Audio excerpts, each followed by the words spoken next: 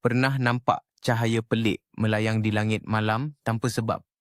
Ini bukan UFO, tapi fenomena Earth Lights yang buat saintis pun keliru. Tahun 1970-an, penduduk kampung di Pahang saksikan bola cahaya terapung dekat bukit.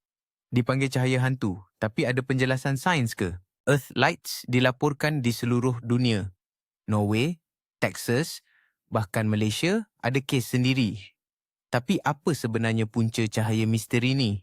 Teori pertama kata ia datang dari tekanan tektonik.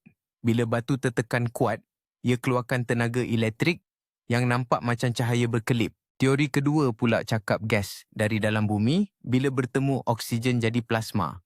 Plasma inilah yang bercahaya macam bola api terapung. Di Hesdalen, Norway, saintis pasang alat khas untuk kaji fenomena ni sejak 1980-an. Tapi sampai sekarang masih tak dapat jawapan pasti. Yang peliknya, Earth Lights selalu muncul di kawasan sama.